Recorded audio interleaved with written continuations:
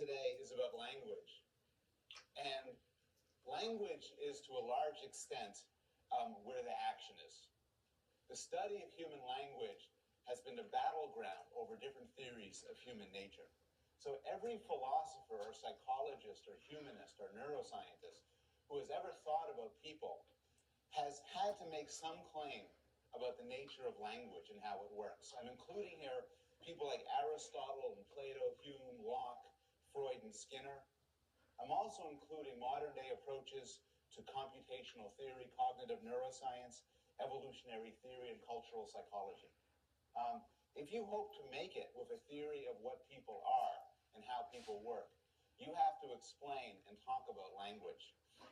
In fact, language is sufficiently interesting that, unlike most other things I'll talk about in this class, there is an entire field devoted to its study, the field of linguistics, that is entirely devoted to studying the nuances and structures of different languages. Now, I'll first, before getting into details, make a definitional point. When I'm talking about language, I'm meaning systems like English and Dutch and Walpuri and Italian and Turkish and Urdu and what we've seen and heard right now in class in a demonstration that preceded the formal lecture. Now, you could use language in a different sense. You could use the term language to describe what dogs do, or what chimpanzees do, or birds. You could use language to describe music, talk about the musical language, or art, or any communicative system. And there's absolutely nothing wrong with that. There's no rule about how you're supposed to use the word language. But the problem is, if you use the word language impossibly, incredibly broadly, then from a scientific point of view, it becomes useless to ask interesting questions about it.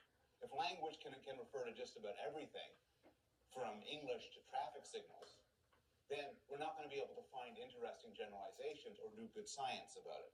So what I want to do is I want to discuss the scientific notion of language, at first restricting myself to systems like English and Dutch and American Sign Language and Navajo and so on. Once we've made some generalizations about language in this narrow sense, we could then ask, and we will ask, to what extent do other systems, such as animal communication systems, relate to this narrower definition? So we could ask in this narrow sense, what properties do languages have? And then go on to ask in a broader sense, what other communicative systems also possess those properties? Well, some things are obvious about language. Here are the questions we will ask. This will frame our discussion today. We'll first go over some basic facts about language. We'll talk about what languages share. We'll talk about how language develops. And we'll talk about language and communication in non-humans. I began this class with a demonstration that illustrates two very important facts about language. One is that languages all share some deep and intricate universals.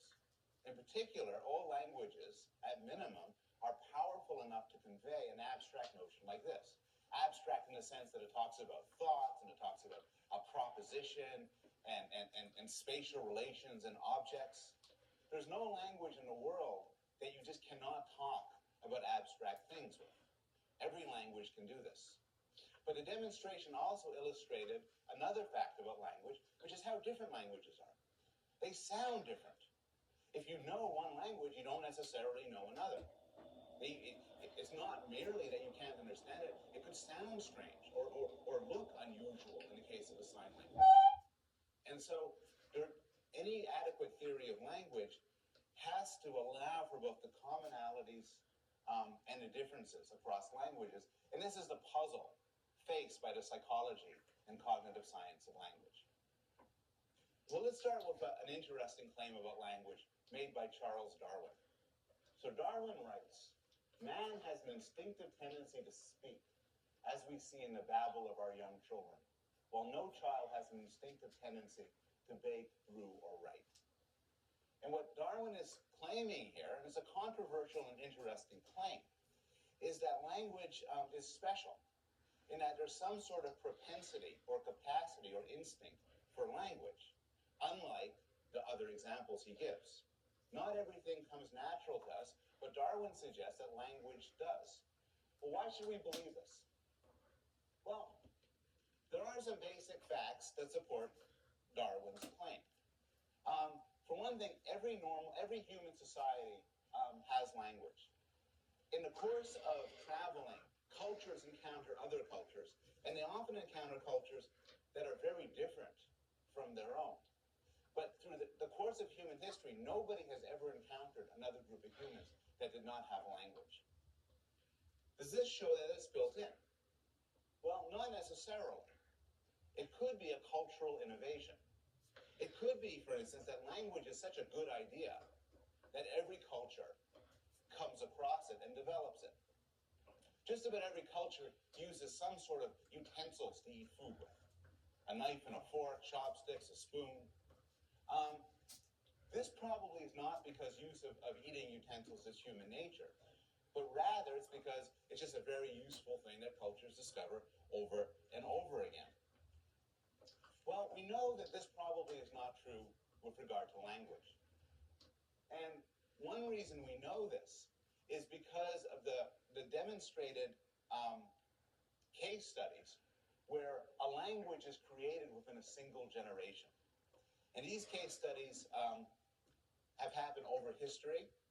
The standard example is people involved in the slave trade.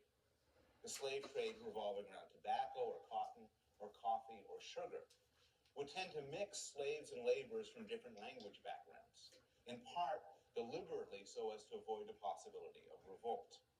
What would happen is these people who were enslaved from different cultures would develop a makeshift communication system so they could talk to one another. And this is called a pidgin. P-I-D-G-I-N, a pidgin. And this pidgin was how they would talk. And this pidgin was not a language. It was strings of words borrowed from the different languages around them and put together in sort of haphazard ways. The question is, what happens to the children who are raised in this society? And you might expect that they would come to speak a pidgin, but they don't. What happens is, in the course of a single generation, they develop their own language. They create a language with rich syntax and morphology and phonology, terms that we'll understand in a few minutes. And this language that they create is called a Creole. And languages that we know now as Creoles, the word refers back to their history. That means that they were developed from pidgins. And this is interesting because this suggests that to some extent, the ability to use and understand and learn language is part of human nature. It doesn't require an extensive cultural history. Rather, just about any normal child, even when not exposed to a full-fledged language, can create a language. And more recently, there's been case studies of children who acquire sign language. There's a wonderful case of Nicaraguan sign language, where they acquire sign language from adults who themselves are not versed in sign language. They're sort of second language learners struggling along. What you might have expected would be the children would then use whatever system their adults use, but they don't. They Creolize it. They take this makeshift communication system developed by adults, and again, they turn it into a full-blown language, suggesting that to some extent, it's part of our human nature to create languages. Also, every normal human has language. Not everybody in this room can ride a bicycle. Not everybody in this room can play chess. But everybody possesses at least one language, and everybody started to possess at least one language when they were a child. There are exceptions, but the exceptions come about due to some sort of brain damage.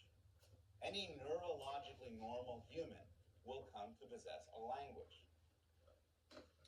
What else do we know? Well, the claim that language is part of human nature is supported by neurological studies, some which were referred to in the chapter on the brain that you read earlier, that talk about dedicated parts of the brain that work for language.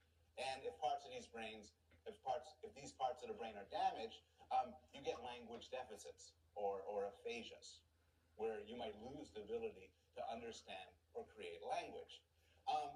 More speculatively, there's been some fairly recent work studying the genetic basis of language. looking at the genes that are directly responsible for the capacity to learn and use language.